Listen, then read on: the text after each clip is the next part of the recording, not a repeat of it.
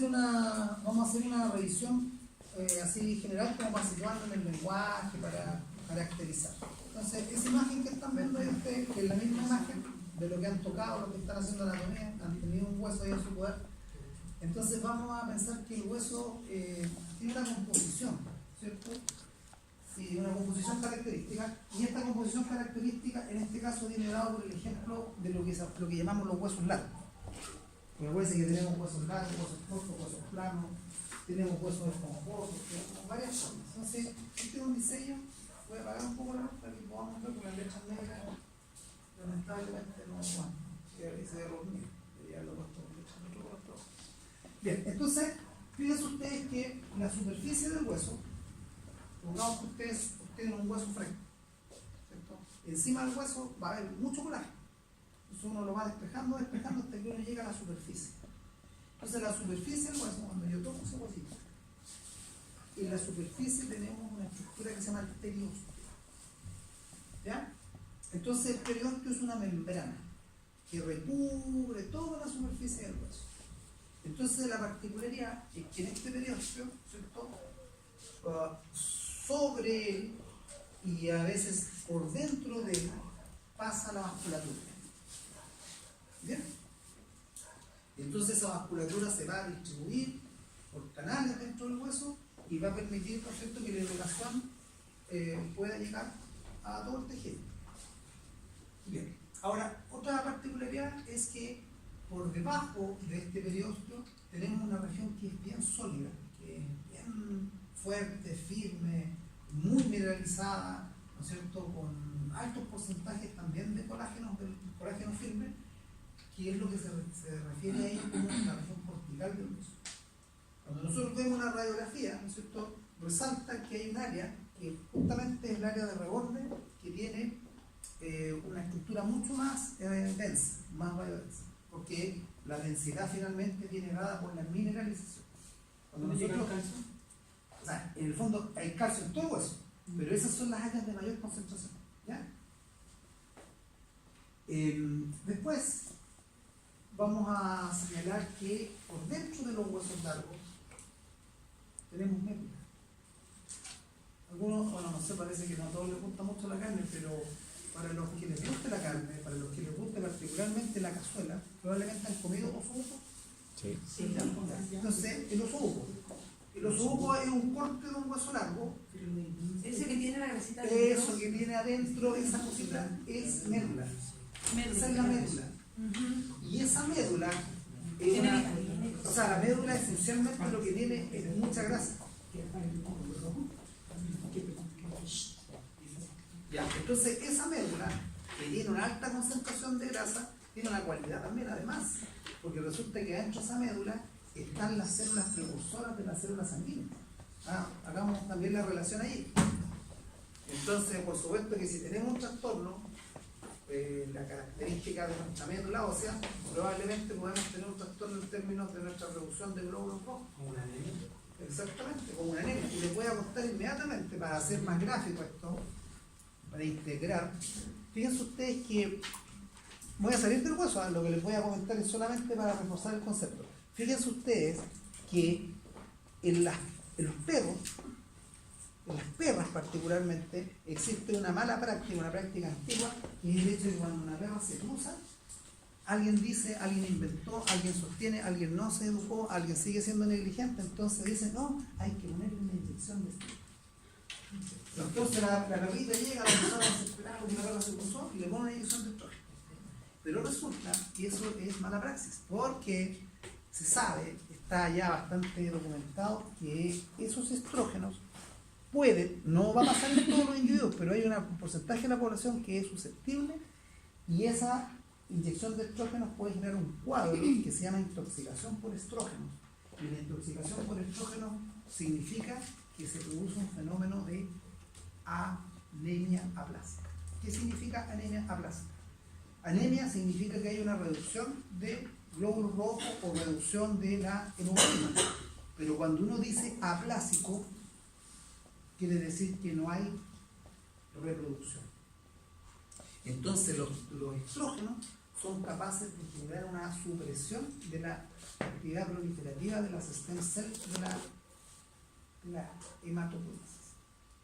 Entonces lo que era tan inocente como ponerle una inyección a la perrita para que no tenga perrito, cosa que está pésima, ¿Con qué fin hacía eso? que no tenga perrito. Que no tenga. ¿Sí? O sea, el objetivo se supone, el objetivo teórico y mal planteado es que, claro, una sobredosis de estrógenos podría generar algo así como una mortalidad embrionaria, entonces no van a ver, pero de algún día se los van a explicar, o yo mismo algún día se los voy a explicar con más detalle. Solamente ahora quiero dejar graficado respecto de la importancia de esto, que está incorporado ahí en ese tejido, la médula. O dicho de esta forma, la médula no es solo para comerse, sino que también tiene una función fisiológica importante. Y esa médula está contenida en una cavidad, ¿cierto? El hueso tiene una cavidad donde tenemos este tejido de características particulares. Bueno, pero además, nosotros vamos a tener acá hay un segmento, ¿no es cierto?, que se llama la placa epifisiaria. Que esta placa epifisiaria es la que tiene que ver con el crecimiento de los huesos, ¿cierto? Entonces aquí se alojan en cartílagos de crecimiento que tienen características particulares que en algún minuto, producto del desarrollo, producto de los cambios hormonales, ese cartílago se sella y hasta ahí queda el crecimiento del hueso. Y después tenemos acá, o sea, en el fondo esta imagen lo que pretende con ese eso desde el punto de vista del arte podría ser algo así como un impresionismo, ¿no? Esa cuestión así como pincelada, ya. Entonces esto en el fondo representa un área como de aspecto esponjoso, que se denomina trabecular, que es donde se forman láminas de hueso, pero con espacio. ¿Ok? Entonces esta parte es muy importante porque esto tiene mucho que ver precisamente con el metabolismo del calcio. Después lo vamos a comentar en más detalle. Piensen ustedes que nosotros necesitamos calcio para todas nuestras reacciones celulares. Probablemente los que hicieron biología, los que hicieron bioquímica, los que están haciendo, ya lo tienen entendido. Las células tienen canales de calcio, los cambios de polaridad del calcio indican que puede que un poro se abra, se cierre, que la célula tome algo o no lo tome. Entonces, es tanto el calcio que requerimos para nuestras funciones que el organismo tiene que tener un depósito de calcio importante. Y ese depósito de calcio es el esqueleto. Entonces eso quiere decir que todo el rato, a propósito de la homeostasis, todo el rato estamos liberando calcio, estamos capturando calcio. Estamos liberando calcio, estamos capturando calcio. Y eso determina que nosotros en nuestra circulación, si nosotros nos tomamos una muestra de sangre y nos miden la calcemia significa calcio en la sangre, vamos a tener un rango, o sea, deberíamos tener un rango de un valor entre tanto y tanto que significa normal. Si usted está con hipocalcemia, probablemente va a estar convulsionando aquí con convulsiones tetánicas.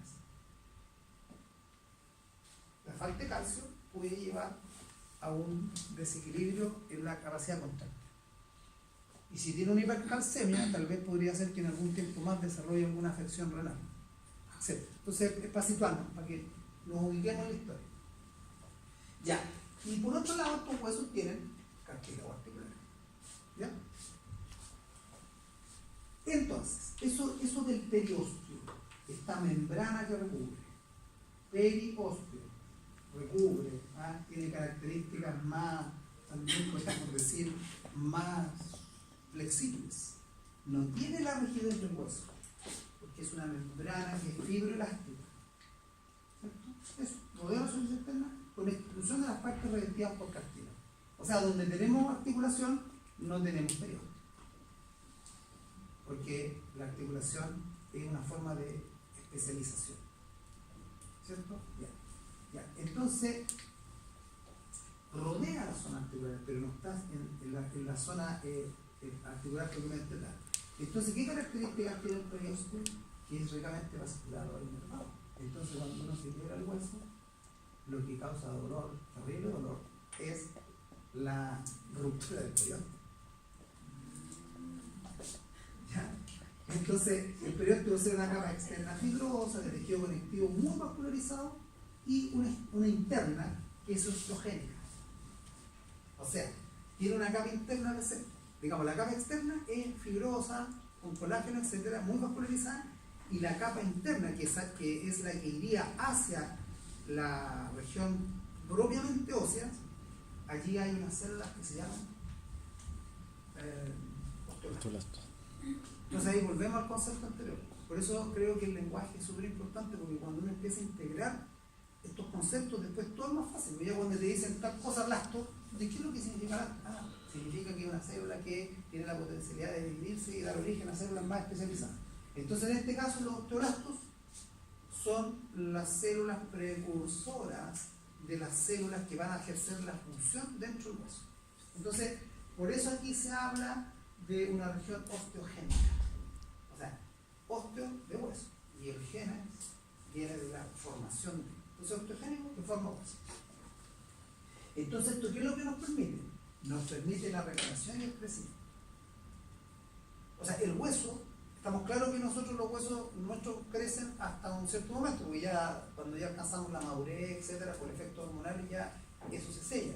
Pero sin embargo, toda la vida, bueno, no, cuando estamos viejitos, sobre todo en las mujeres, por un tema hormonal también, el hueso se torna más frágil, porque tiene que ver con que se reduce la capacidad de reparación, porque el hueso se está reparando todo el día. O sea, si yo les digo hoy día, nosotros estamos todo el día destruyendo el hueso, o sea, no nosotros, nuestras células, están todo el día destruyendo y todo el día reparando. Y hay todo el día un juego entre la degradación del hueso y la formación de hueso. ¿Degradación ¿para qué? Para poder alcanzar esos niveles de calcio que son requeridos para la función celular. Porque se requiere mucho calcio. ¿Vale? Si tú piensas que tú tienes miles de millones de células que requieren calcio, aunque fuese muy poquito lo que requiere cada célula, pero si tú sumas todos esos poquitos, se requiere una cantidad interesante. Y esa cantidad interesante está surgiendo de este recambio, pero evidentemente nosotros también eliminamos calcio. Entonces por eso es importante la higiene. Es por eso que en un momento determinado usted le dicen, ya sabe que usted va a empezar a tomar calcio granulado, o tiene que comer más queso, o tiene que comer más huevo, o tiene que comer más cachofa, o hacer eso, etc.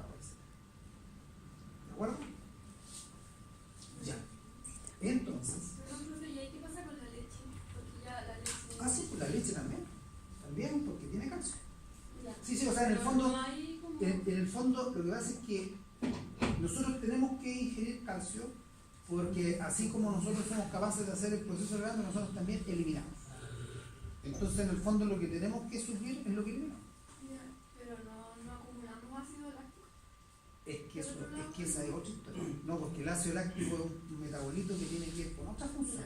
El ácido láctico está asociado al proceso de respiración, ¿cierto? Entonces, cuando nosotros ya saturamos el proceso de respiración con oxígeno y todo, empezamos a producir ácido láctico. Pero el ácido láctico se llama ácido láctico porque tiene una cantidad de carbono y toda la cuestión, pero no tiene que ver con que uno consuma lactosa. Pero por ejemplo, a un simple de 40 años, a un simple ya toma leche. O ya está perdido. O sea, yo creo que eso tendría que decirlo el nutricionista. Creo que el que más podría decirlo, pero uno, bueno, algo uno entiende el tema. O sea, obviamente que sí es importante. Sí, pues. Ahora, si usted quiere ingerir calcio por otra vía que no sea la leche, allá está bien. Y si tiene problemas de intolerancia a la lactosa, toma leche sin lactosa. ¿Sí? Pero esa cuestión de que la leche es tan mala, yo creo que. Yo creo, no, lo que pasa es que eso se puso de moda ahora. Pero se puso de moda porque, evidentemente, hoy día la contaminación que existe en el ambiente es asquerosa. Entonces, ¿quién te asegura a ti que los productos lácteos de hoy día, que las leches de hoy día, no tengan, o sea, se supone que no, porque hay una calificación, pero la calificación mide aspectos, yo diría, un poquito más gruesos. Porque a ti cuando tú vas a una planta lechera, ¿qué es lo que miden? ¿Qué es lo que miden para la calidad de la leche? Te miden si hay células somáticas, te miden si hay residuos de antibióticos, te miden si hay adulteración, o sea, porque la leche, el lechero la puede adulterar, puede poner agua. Ahora hay una serie de parámetros, pero no se miden particularmente concentraciones de metales pesados ni nada de eso. Eso no es la norma. La norma no hace eso, la norma mide algunos parámetros. Entonces yo no sé, o sea, puede ser que las leches de hoy, pues, es una especulación mía. No hagan caso, es mi especulación. Profe, y otra manera. O sea, me encanta la leche, pero parece que me estoy haciendo intolerante. Profe, con respecto La a la verdad es que me leche, encanta tengo la una leche. duda. Ya, pero no nos salgamos del tema, porque los temas de nutrición ya los verán en los cursos de nutrición. Yo solamente quería hacer la relación para que. Bien, Entonces, ahí usted tiene, digamos, cómo sería la estructura de aquello que se denomina un hueso esponjoso. Porque tenemos huesos que son traviculares, hay otros que son más cavitarios. Entonces, vean ustedes que tenemos una superficie, un contorno que es lo que corresponde a la sustancia montada, que lógicamente esa es la más sólida, y después dentro de eso hay láminas, verdaderas láminas, ¿cierto? Que se han ido formando, así como en la naturaleza por la erosión. De repente usted entra a una caverna y se ven páginas, y es así, como la imagen del hueso. Entonces lo que hay que entender es que aquí lo que se está graficando tiene que ver esencialmente con lo que ha quedado después de sacarle toda la materia orgánica. O sea, esto solo es matriz inorgánica. ¿Estamos claros cuando hablamos de orgánico e inorgánico? Ustedes me tienen que decir sí o no.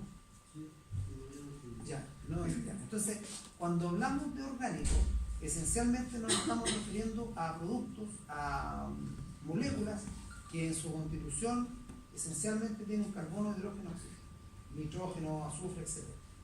Que serían proteínas, lípidos, matriz, todas esas cuestiones que conversamos. Entonces, cuando tú sacas todo eso, en el caso del hueso, lo que queda es solo lo inorgánico. ¿Qué es lo inorgánico? Lo mineral. Entonces, se capta la idea, ¿no? Es importante. Entonces, la característica de este tipo de tejido es que tiene abundante matriz, pero a diferencia del cartílago, que su matriz era orgánica, aquí nos encontramos con una matriz inorgánica. Y en esa matriz inorgánica, lo que predomina es el fósforo, el calcio, el manganeso, etc. Entonces, en el fondo, el hueso se constituye en un reservorio de los microelementos que nuestro organismo requiere para funcionar. Nosotros requerimos para las reacciones, como cofactores, a veces cantidades mínimas de sustancias como manganeso, como molibdeno, como cobre. Y ahí hay. Esa es la parte inorgánica. Entonces ese es el valor metabólico que tiene el tejido. Entonces, en cuanto a los componentes estructurales del hueso, ya, vamos a hacer la misma tipo de flujo. Entonces vamos a tener células. Perfecto, qué brillante. ¿Y qué células vamos a tener? Vamos a tener unas células que se llaman osteoblastos. ¿Y cuál es la gracia de los osteoblastos? Que los osteoblastos sintetizan la matriz ósea, que tiene que ver con el desarrollo y el crecimiento y por supuesto también la remodelación. Después vamos a tener osteocitos. Esos osteocitos van a ser las células que van a hacer la parte, digámoslo así, estructural del tejido. O sea, los osteoblastos en algún minuto, así como los fibroblastos, en algún minuto cuando ya dan el paso siguiente, digámoslo así, como para estructurar un tejido, como para quedar allí como parte integral, pasan a osteocitos. Y los osteocitos después son los que se mueren. ¿Ok? Ya, y las otras células que están presentes allí son los osteoclastos. Entonces los osteoclastos, ¿qué características tienen? Que son células multinucleadas, que son móviles, que son gigantes, que degradan, reabsorben y remodelan. Entonces, el osteoclasto es la célula que sintetiza matriz, es la que está dando el aporte para que esta cuestión se mantenga. Pero el osteoclasto es el que está todo el rato degradando esa matriz. ¿Para qué? ¿Cuál es el motivo de degradar? Para permitir que existan niveles disponibles de todos estos elementos, oligoelementos, minerales de los que hemos señalado. Entonces, el equilibrio está así. Función osteoblástica, función osteoclástica. Profe, en ese caso, la osteoclasto sería la célula catabólica. Exactamente. Bien dicho. El osteoclasto sería el anabólico, el osteoclasto sería el catabólico. Entonces, para que el sistema funcione, tiene que existir un equilibrio. O sea, de hecho, estos osteoclastos derivan de células móviles del tejido conectivo, que son los macrófagos. ¿Sí los qué? Macrófagos. Los macrófagos, si tú recuerdas la función del macrófago, ¿no es cierto? La función es destructiva. Porque los macrófagos destruyen a los agentes externos, las partículas, las bacterias, etc. Entonces, estos tipos también. Ahora, cuando uno dice destruyen, uno debiese preguntarse, bueno, pero ¿cómo es esa destrucción? ¿Cómo esa célula va a destruir? Entonces, la destrucción es una destrucción química. Esa es la destrucción. O sea, estas células lo que hacen es sintetizar y secretar enzimas que son capaces de degradar la matriz. Entonces, por ejemplo, hay enzimas que son capaces de degradar la matriz, como por ejemplo algunas enzimas que se llaman fosfatasas. Hay algunas fosfatasas, por ejemplo, particularmente las fosfatasas ácidas, tienen la capacidad de degradar la matriz.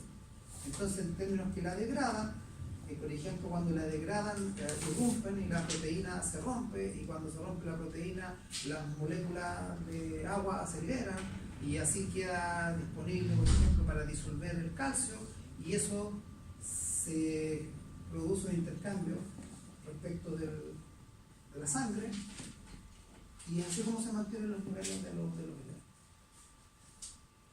Bien, entonces, estamos claros, están las células.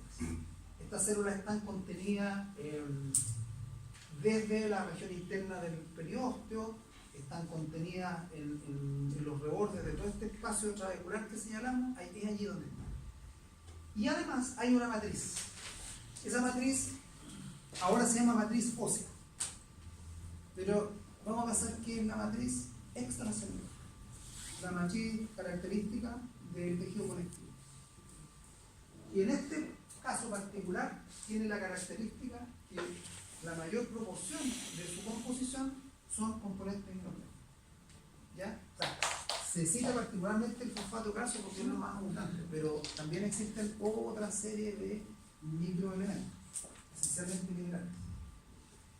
Y por otro lado, cuando hablamos de componentes orgánicos, volvemos a la idea que todo aquello orgánico es lo que contiene carbono, hidrógeno, oxígeno, nitrógeno, azufre, etcétera, etcétera, que son las moléculas, las biomoléculas. Entonces, biomoléculas, por ejemplo, proteínas, ya, colágeno tipo 1. Y fíjense ustedes que el hueso tiene 90% de colágeno tipo 1. Entonces, con eso reforzamos la idea de que el colágeno tipo 1 es el colágeno más resistente. Pero ojo, también están estos otros elementos, los famosos glicosaminoglicanos. Entonces, estos glicosaminoglicanos, siempre que haya tejido conectivo, por supuesto que van a estar presentes.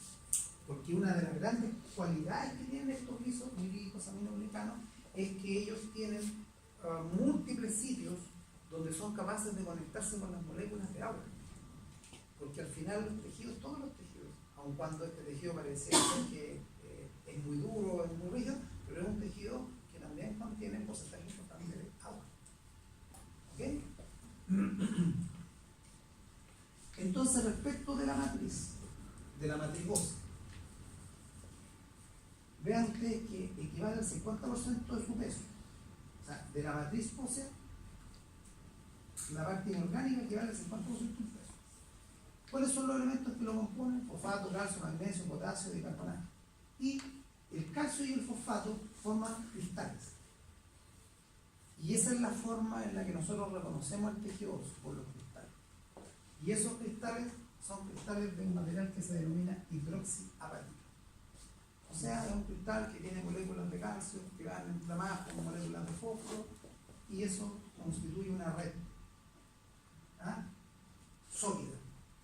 Esa es la hidroxiapatita. Y en la matriz orgánica reconocemos que el alto porcentaje de la matriz orgánica está conformada por colágeno. ¿Y qué colágeno es? Colágeno. Y el resto es sustancia amorfa. Y ahí es donde en la amorfa reconocemos los glicosaminoglicanos. Bien. Entonces contiene proteoglicano y glucoproteínas. ¿Ya? Y las fibras de colágeno tipo 1. Pero esto no copiarlo. Esto es un error. ¿Vale? Eso es hidroxiapatita, vale. Ya, entonces ahora vamos a hacer mención a las células que constituyen el tejido óseo. Bien, entonces esta imagen que está representada acá arriba nos muestra un hueso largo, ¿cierto? Donde ahí podemos ver el trabeculado, aquí podremos ver la corteza, ¿cierto? Y aquí podríamos decir que eso corresponde al periodo. ¿Cierto? Ya. Entonces, fíjense ustedes. Dijimos que en la región interna del periósteo, ¿me están siguiendo, no? Sí. No se me quedan dormidos. Porque si este fuese el periósteo, este es el hueso, ¿cierto? El periósteo así. Entonces el periósteo va a tener una zona que va hacia afuera, que está constituida esencialmente por colágeno, y por donde se meten, ¿no es cierto?, los elementos vasculares nerviosos. Pero la parte que queda hacia abajo, tiene una lámina, un revestimiento celular. Y ese revestimiento celular está constituido por células osteogénicas, así como en el pericondrio habían células condrogénicas, que son las células, podríamos decir que son las células madres de ese linaje, y esas células osteogénicas, stem cell, son las que al dividirse van a dar paso a elementos que se van a diferenciar, que van a ser los osteoblastos. Y esos osteoblastos, la característica esencial es que son formadores de matriz ósea. ¿Estamos de acuerdo? Perfecto. Así da gusto, ¿no? Con ese ánimo, con ese ímpetu, así dan ganas de hacer clases. Bien. Ya, entonces estos individuos los situamos en una posición característica. Entonces, si uno piensa ya, del periósteo hacia allá, después ya viene la parte propiamente de hueso, la cortical. Entonces, en esa cortical, fíjense ustedes que allí en la cortical hay elementos celulares que son los osteocitos.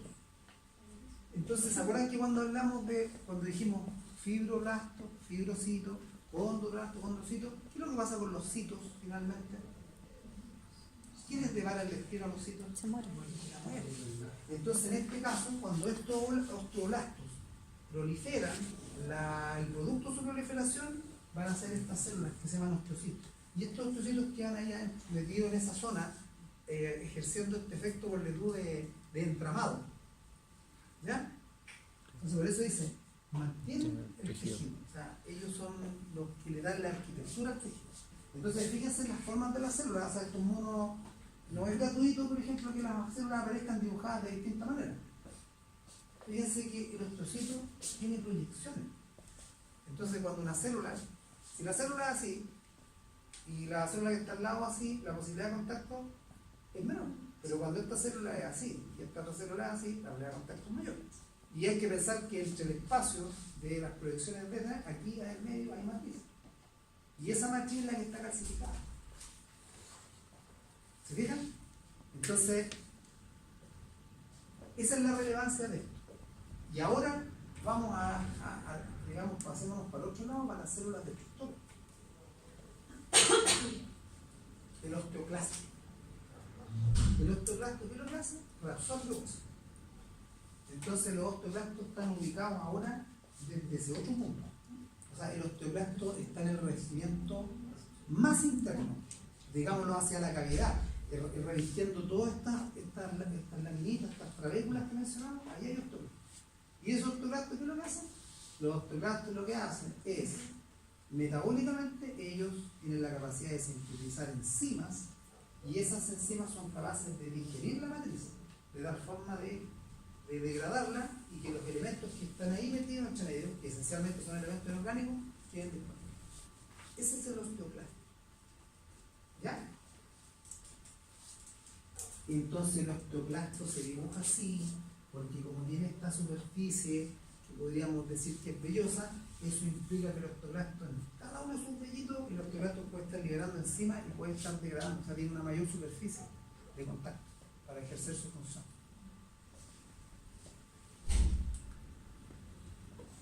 Bien, entonces, resumen, ¿no? Tenemos las osteoprogenitoras, ¿sí? Osteogénicas, están en la movimiento interna del periósteo, en el endósteo. Tenemos los osteoblastos que están en la superficie del hueso con distribución laminar. Tenemos los osteocitos que están en la cuna dentro de una arteriosa calcificada, y los osteoblastos que están en la superficie del hueso con distribución laminar. Entonces, si nosotros miramos la imagen de acá, esta zona, ¿cierto?, que sería la superficie del hueso con distribución animal, y aquí adentro es donde se ubican los osteoblastos, ¿cierto? Y las osteoprogenitoras y los osteoblastos se ubican en esa zona. Y los que están en este lugar, que sería la corteza, la región más sólida, ahí están los osteocitos. Que son los que, insisto, son los que permiten dar el soporte al hueso. Bien, entonces, osteoblasto, célula que ilusiona al hueso. Osteoblasto está bajo la cámara del hueso y el osteoblasto es el generador de matriz. Y el osteocito es la célula que queda metida ahí entre medio, así como los condrocitos que quedan metidos en esas lagunas de matriz, ¿cierto? En este caso, estos quedan, como decirlo así, quedan atrapados entre una matriz que es sólida, que tiene material orgánico. Ya, entonces, repetimos. Osteoblasto, células formadoras de hueso. De hueso esencialmente en el sentido de la matriz. Matriz ósea. Matriz ósea caracterizada porque tiene un alto porcentaje de elementos inorgánicos. Entonces, este osteoblasto deriva de una osteoprogenitora. Bien. Y fíjense, una vez que la célula queda rodeada por la matriz, igual como pasaba con la célula del cartílago, cuando quedan rodeadas, cuando ya no tienen la posibilidad, ¿no es cierto?, de seguir replicándose, pasan a llamarse osteocitos. Y el osteoclasto, la característica entonces es la reabsorción del hueso, o sea, la degradación del hueso.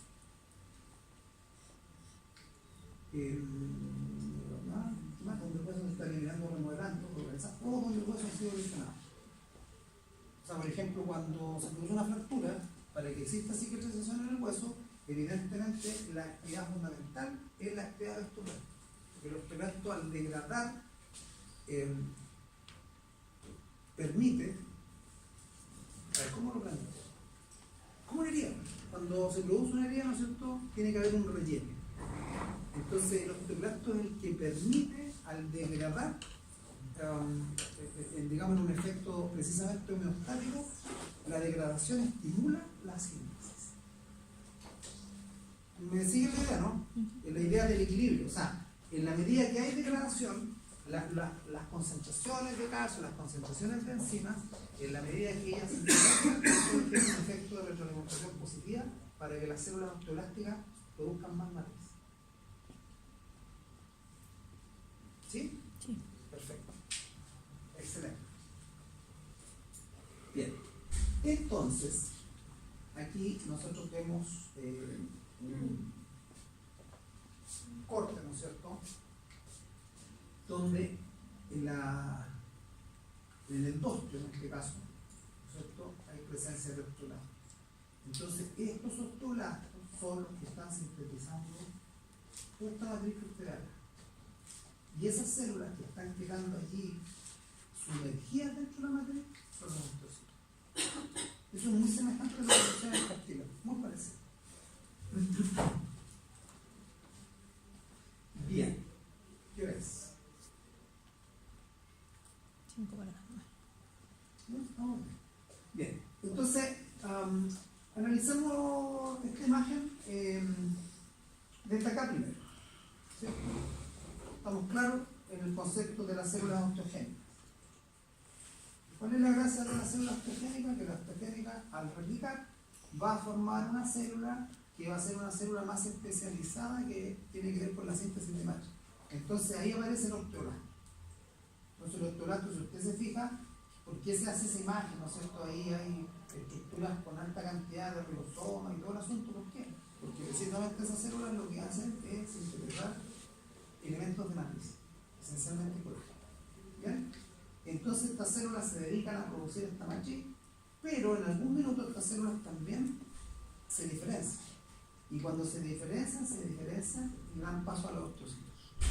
Los osteocitos, si usted se fija, los osteocitos por algún momento, por algún tiempo, los osteocitos también tienen la capacidad de producir matriz, pero llega un momento en que el osteocito queda aislado, ¿cierto?, formando esta red de sustento, de soporte, y después el osteocito Claro, se muere, pero como esta cuestión está activa, evidentemente va a haber una reposición. Entonces, así como se van muriendo, se van replicando. Y esa matriz está en continua producción. Los osteoblastos están siempre activos. Bien, entonces, ahora si nosotros miramos la historia de vida de este linaje que hemos mencionado, vean ustedes que acá arriba aparece esa palabra que ya la hemos señalado, ¿cierto? Esto del mesénquima. Cuando ustedes vean mesénquima, acuérdense de asociar eso con tejido conectivo embrionario. Entonces, el tejido conectivo embrionario, después de muchos pasos, ¿no es cierto?, va a dar origen a células que son con mayor especialización. Entonces allí va a ocurrir que se van a formar las osteogénicas y después ellas se van a diferenciar en osteoblastos. Los osteoblastos que van a hacer van a producir matriz extracelular. Eso ya lo señalamos. Y entonces esto va a significar que en el proceso esta matriz se va a mineralizar. O sea, esa matriz tiene la cualidad de atraer elementos minerales. Entonces se va a producir una sustancia que se llama osteoide. Así se llama la matriz ósea, el osteoide. Entonces lo que ustedes ven en el fondo no es más que matriz extracelular con sustancia, con fibras, colágeno, etcétera, con material amorfo, donde se va a depositar material inorgánico. Y ese proceso, aproximadamente en 10 días, va a llevar a que estas células sean diferenciadas, ¿no es cierto?, y se forman los osteocitos. Y los osteocitos cumplirán su función de soporte hasta que se mueren. Pero cuando se mueren son reemplazados, ¿cierto? Siempre, siempre. O sea, piensa tú que si esta cuestión se va moviendo hacia abajo, cuando llegan a un punto aquí, pum, desaparecen, pero ya vienen otros de arriba a reemplazar. Eso sí está todo normal, porque si en algún momento hubiese una patología y el proceso se hace, nuestros huesos se tornarían bastante inestables.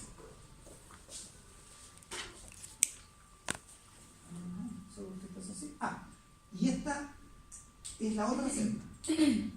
Fíjense que esta célula, Cuando se sufre de osteoporosis es por falta de osteocitos, o sea, no sé. puede ser la osteoporosis, puede ser por incremento de actividad osteoclástica o puede ser por un déficit en la capacidad de absorber el calcio. Porque si tú no le das matriz, o sea, si tú no le das los elementos para preparar piensa que estás preparando, no sé, un producto. Y ese producto para alcanzar esa solidez requiere de calcio.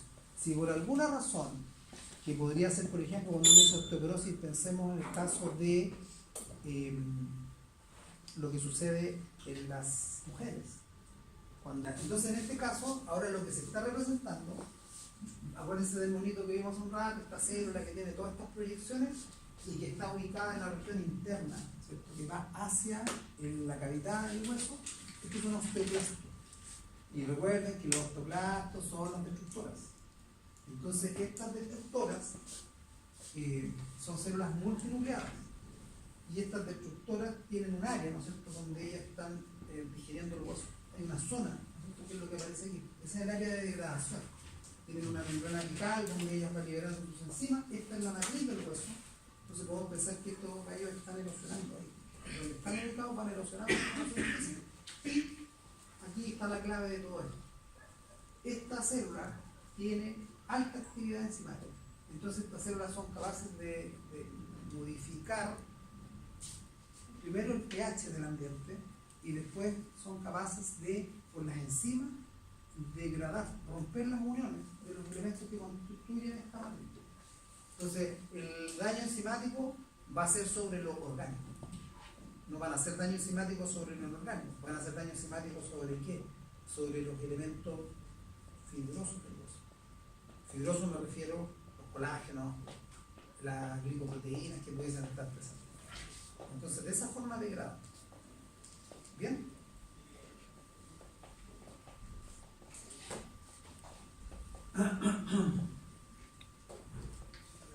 Un corte óseo en un aumento alto, esa célula que se ve multinucleada ahí, que es una célula grande, otra característica es que son células grandes, ya saben ustedes, derivan de macrófagos y afirmamos la idea, reiteramos la idea de la capacidad de degradar o de reabsorción.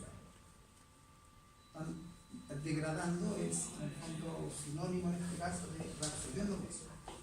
Y por otro lado están estas células, ¿cierto?, que son capaces de secretar materia extracelular, que serían los osteoblastos. Y esos osteoblastos, en la medida que el proceso avanza, recuerden ustedes que estas células van a ir desplazándose y se van a transformar en osteocitos.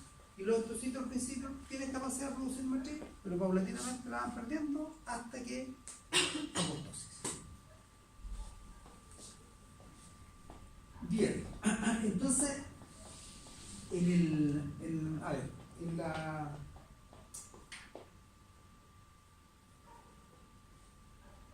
la clasificación, ¿cierto?, de cuando se habla del tejido óseo, existe el concepto de hablar de una unidad funcional, ¿verdad? Y esa unidad funcional se llama osteoma.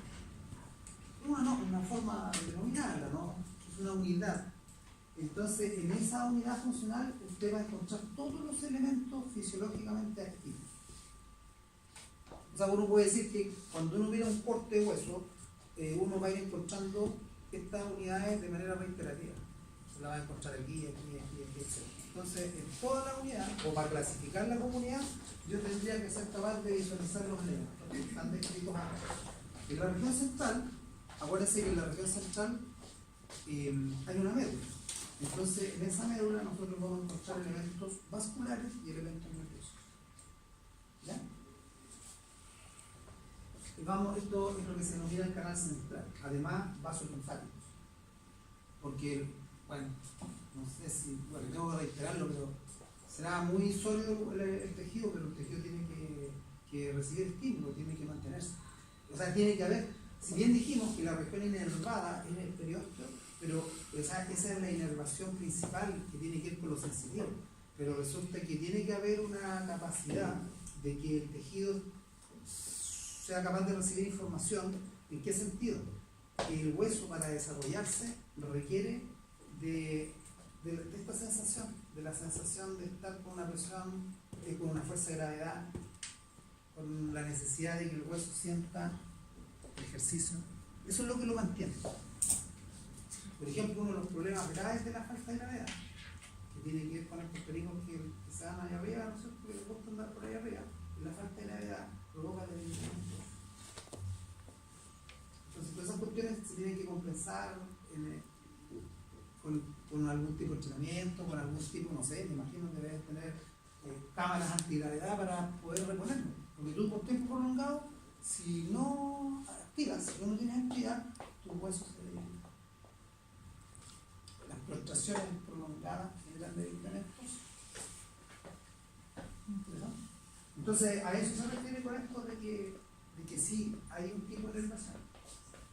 Bien, entonces están estas láminas que veíamos, ¿no es cierto?, en el hueso, que son estos espacios sólidos, que son los que le dan la estructura. Entonces, además nosotros encontramos osteoblastos aquí, ¿sí? Estamos claros, osteocitos acá, por lo tanto encontramos matriz ósea y encontramos osteoblastos. Esa es la unidad característica del hueso largo.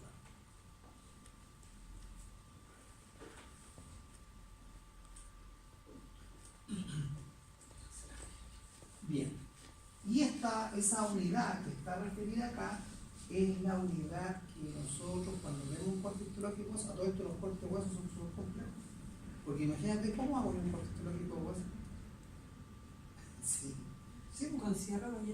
Es que piensa tú que los cortes histológicos son microscópicos. Entonces, para poder procesar el hueso hay que sacarle la matriz muscular. Entonces, el hueso, para poder hacer corte, primero hay que tratarlo. Por ejemplo, pongo un huevo tiempo prolongado en ácido. ¿Qué pasa con la cáscara? Se deshace. El huevo es duro. O sea, no que sea un huevo duro, sino que me refiero a que un huevo normal, si tú lo tomas, el huevo tiene una solidez. Si tú ese huevo lo pones en una solución ácida por un cierto tiempo, cuando tú lo tomas, el huevo queda totalmente blando, flácido. Entonces, para hacer corte histológico de hueso se tiene que hacer un tratamiento del hueso. Y por supuesto eso también genera un efecto, porque modifica parcialmente el aspecto del hueso. Entonces, imagínense que esto que está aquí es un corte óseo. Es un corte histológico.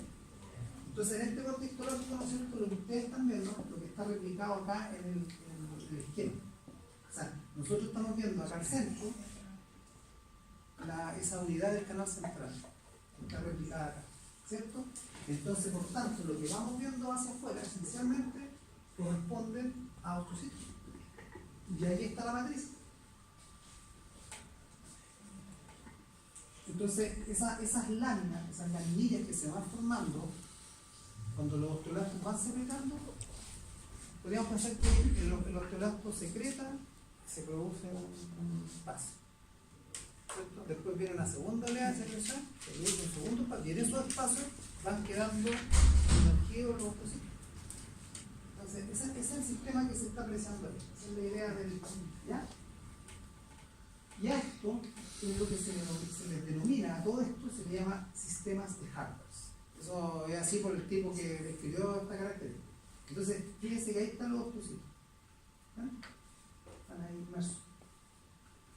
Profe, ¿cuál sería el sistema de Haber? El sistema Harbers es todo eso. ¿Como el ostión? ¿Es como lo que mostró anteriormente? No, lo que pasa es que en esta imagen, fíjate tú que en el ostión tú tendrías que tener también la presencia de los osteoblastos y de los osteoblastos. Y acá no. Entonces, acuérdate tú que por ubicación, los osteoblastos y los osteoblastos los Que vas a acá encontrar está por hacia fuera. el límite externo. Claro. Entonces, esto es como estar estudiando, así como que yo haya hecho un sacado en la región trabecular del hueso, omitiendo la corteza, en un corte transverso. Transverso. Ya.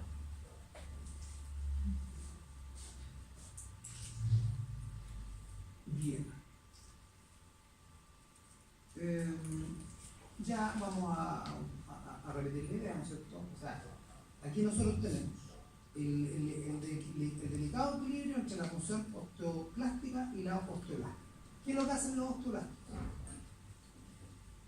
Produce un nuevo tejido óseo.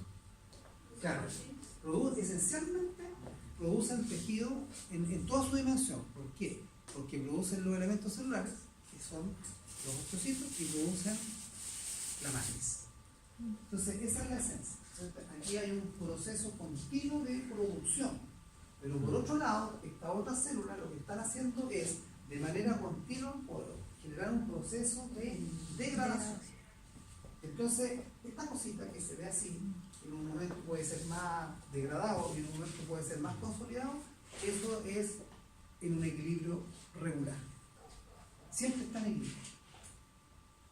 ¿De acuerdo? Entonces, esa es una cosa central. Hay momentos, probablemente, en que va a ser más esencial la función de producción, y a lo mejor en otro momento, por ejemplo, si nosotros tenemos un requerimiento particular, porque hemos experimentado, supongamos, una falla en la capacidad de absorber el calcio, supongamos que estamos mal nutridos. Entonces, ¿qué va a suceder? Si estamos mal nutridos, lo que va a suceder es que el organismo, para poder seguir funcionando, va a demandar mayor cantidad de calcio. Y cuando empieza a demandar, la única parte de donde puede sacar esos niveles es el hueso. Entonces, el mal nutrido va a tener problemas porque la conformación de sus huesos va a ser defectuosa. Y particularmente va a ser terrible en la medida que ese individuo tenga esa privación en su etapa de desarrollo. De allí el raquitismo. ¿Ya? Bien, yo creo que por hoy día estamos bien. Yo los veo que ustedes están agotados. Y yo entiendo que estén agotados porque debe ser súper sacrificado estudiar. Pero ya veremos, se lo va a hacer ahora. Pero